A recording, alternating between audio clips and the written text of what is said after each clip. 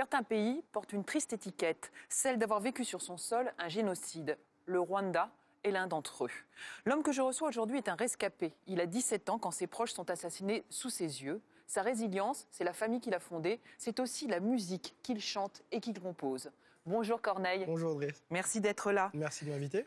Vous venez de sortir cet album chez Wagram, cet album que l'on voit parce qu'on aime. Donc c'est un album qui sort tout juste. Ouais. Vous allez tout à l'heure nous chanter d'ailleurs un titre de cet album. Avec grand plaisir. Voilà. Et votre instant T, quand je vous l'ai demandé, vous m'avez dit c'est une rencontre en 2001 avec un producteur, Francis Julien. Ouais. Pourquoi cet instant T? Parce que d'autres, vous en avez vécu d'autres, des instants T. Ah oui, bien sûr. Mais pourquoi celui-là? Parce qu'il a commencé quelque chose, il a commencé ma carrière et je pense que me trouver un sens à ma passion, donc dans un cadre professionnel, on va dire, m'a construit aussi, m'a construit l'homme que je suis. Et c'est cette rencontre qui a parti ma carrière. Parce qu'en fait, vous faisiez déjà de la musique. Ouais. Et puis, vous avez dit d'ailleurs dans un article, j'ai lu, c'est la première personne qui a compris quelque chose en écoutant ma musique. Ouais. En tout cas, c'est la première personne qui a réellement compris ma musique.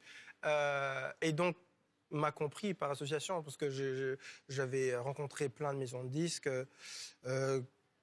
Certains ne comprenaient rien du tout, d'autres en comprenaient la moitié en me suggérant de faire autre chose. C'était la première personne qui m'a dit, qui a écouté, qui a dit « je prends tel que c'est ». Et il a eu raison, parce qu'en 2008 à peu près, c'est ça, vous avez tout à coup explosé. On vous a vu en France partout. Avant, en 2004. C'est vraiment en 2004. Où tout à coup, ça a démarré. Mais qu'est-ce qui s'est passé? Quel a été le déclic alors? C'est compliqué de résumer ce genre de phénomène en quelques moments. C'est une somme de choses qui ont fait que... Il y a une chanson, entre autres, qui m'a révélé, comme auteur, compositeur, interprète, qui est Parce qu'on vient de loin. Oui. Et puis on a commencé à me voir, on a commencé à apprendre sur mon histoire. Et les choses sont enchaînées assez vite, finalement. Mais le point de départ a été cette rencontre.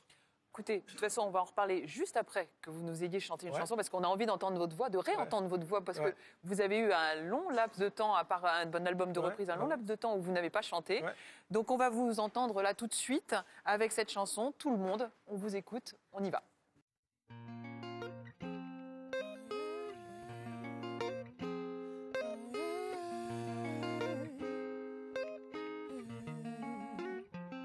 Je ne suis qu'un homme, donc j'ai la phobie de l'ombre. Je m'indigne de tout et peu de choses sont de ma faute. Le problème c'est les autres. Et pendant que ma sagesse résonne, un enfant meurt dans les mines du Congo. Sur mon iPhone je raconte le monde. Yeah. Mes amis, face au dilemme de mon ego, je n'ai pour réponse que je t'aime. On est tout le monde et personne en même temps. On rêve le monde, on le déchire en même temps. On est tous à la chasse au bonheur de l'instant. Je fais comme toi, tu fais comme moi. On a ce qu'on nous donne et le reste on l'apprend. On est fait de prières et de neveux d'enfants. On est fait d'hier, tous prisonniers du temps. Mais qui est comme toi, qui est comme moi? Personne. Et tout le monde, je ne suis qu'un homme, donc j'ai la phobie du vide.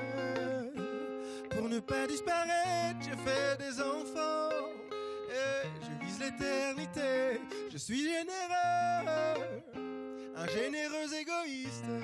Dis-moi merci ou je t'enlève de ma liste. Je peux t'aimer sans condition, juste reconnais que j'existe. Mes amis, face au dilemme de mon ego, je n'ai pour réponse que je t'aime. On est tout le monde et personne en même temps. On rêve le monde, on le déchire en même temps. On est tous à la chasse au bonheur de l'instant. Je fais comme toi, tu fais comme moi. On a ce qu'on nous donne et le reste on l'apprend. On est fait de prières et de neveux d'enfants. On est fait d'hier, tous prisonniers du temps. Mais qui est comme toi, qui est comme moi, personne. Qui suis-je pour juger? Qui suis-je pour juger? Qui suis-je pour juger? On a tous un père qui n'est pas vraiment là, ou encore une mère qui ne nous comprend pas. On a tous eu un amour qui n'est pas tellement ça. Oh, on s'est tous levés un jour, tout l'espoir en bas. On est tous à genoux, sous les mêmes rois. On cherche le même Dieu qu'on ne trouve pas. Oh, oh, qui suis-je pour juger? On est tout le monde et personne en même temps. On rêve le monde, on le déchire en même temps. On est tous à la chasse, à bonheur de l'instant. Je fais comme toi, tu fais comme moi. On a ce qu'on nous donne et le reste on le prend. On est fait de prières et de neveux d'enfants. On est fait d'hier, tous prisonniers du temps. Mais qui est comme toi, qui est comme moi? Personne. Merci Corneille, merci pour cette chanson. Merci beaucoup. On se retrouve tout de suite dans la seconde partie de l'émission. L'instant T, c'est aussi un point de vue, une expertise. Aujourd'hui, je suis avec Corneille. On vient d'écouter une de vos chansons, de votre dernier album. Vous dites dans cette chanson, Tout le monde, c'est un titre qui est né parce que je me suis surpris à ma propre hypocrisie. Ouais. J'ai lu un article sur l'exploitation des mines de cobalt dans l'Est du Congo qui servait aux batteries de téléphone. J'ai m'apprêté justement à tweeter mon mécontentement. Ouais, ça, c'est se faire prendre dans sa propre bêtise. Hein. C'est vraiment... Enfin, bêtise que tout le monde... On est tous choqués et en même temps, on se sert tous de ça. Voilà, et je me pose beaucoup de questions sur ouais, bien sûr, je ne sais pas si ça vient du fait que je suis papa de 2 enfants et que je me soucie du monde dans lequel ils vont grandir. Même dans tous les cas, ce qui se passe en RDC, en République démocratique du Congo, les enfants qui sont exploités et le lien automatique, qui est le vrai lien qui existe entre ce drame humanitaire et nos réalités économiques ici en Occident. Parce qu'on met du cobalt dans les téléphones portables pour les faire marcher. Tous les téléphones portables que nous utilisons. Tous les téléphones portables, toutes les tablettes, les iPads, les consoles, et même toutes les batteries à haute performance, donc la voiture électrique aussi. Voilà. Quand on réfléchit à l'environnement et qu'on se dit, bon, l'alternative à l'essence, au pétrole et tout ça, la voiture électrique n'est pas une solution. Moi, voisin d'origine du Rwanda, d'origine rwandaise, pays voisin de la République démocratique du Congo, c'est pas une solution qui m'enchante. Donc, mais c'est face à cette impossibilité à réellement bouger les choses, à réellement changer les choses. Une impuissance, en fait. Une impuissance, voilà. Justement, est-ce que vous pensez que votre posture d'artiste peut vous permettre de vous engager et de faire entendre quelque chose, justement? Lorsque vous composez cette chanson, c'est pour faire savoir, pour faire entendre? Non, c'est pas pour se faire savoir, parce que je pense que les gens savent. Je pense qu'il y a beaucoup de moyens je pense qu'il y a des reportages, je pense qu'il y a des livres. C'est pas du tout. Non, c'est pour gérer mon malaise à moi, votre de citoyen, et ma conscience.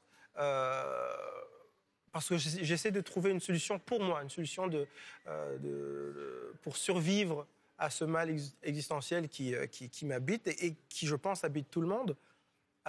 Comment on grandit, comment on évolue, comment on apprend aux plus jeunes aussi que la vie vaut la peine d'être vécue, qu'il y a encore du beau quelque part, tout en restant un petit peu esclave de notre époque, parce que c'est ce que nous sommes. Vous avez écrit un livre, justement, sur vos origines, sur ce qui vous est arrivé de terrible. Hein. Je rappelle, vous êtes d'origine rwandaise.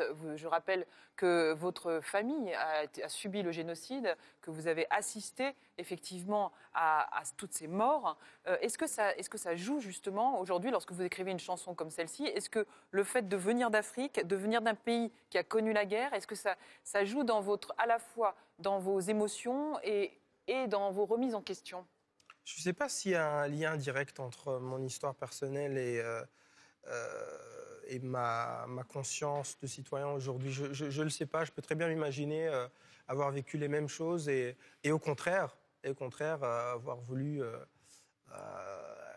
trouver refuge dans des certitudes, parce que les certitudes...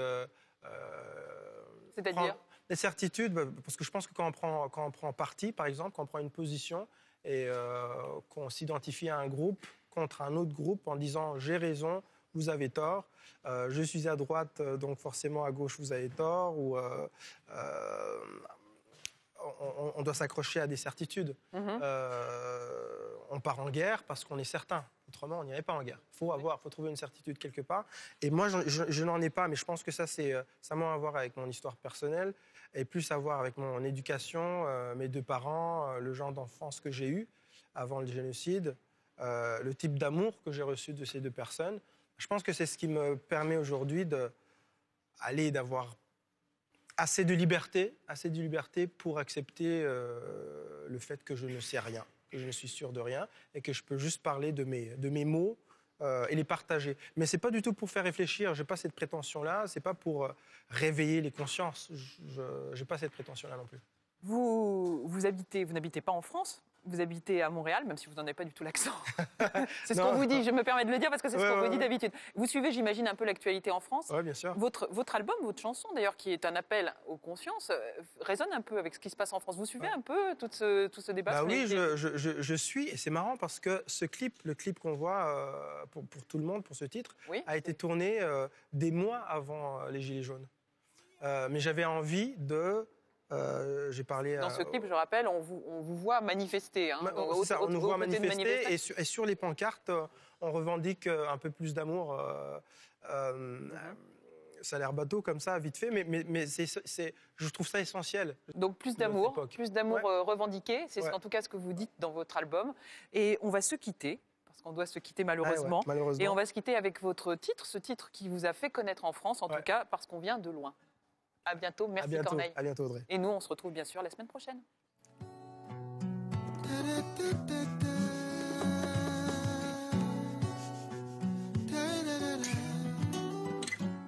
Nous sommes nos propres pères, si jeunes et pourtant si vieux, ça me fait penser. Tu sais, nous sommes nos propres mères, si jeunes et si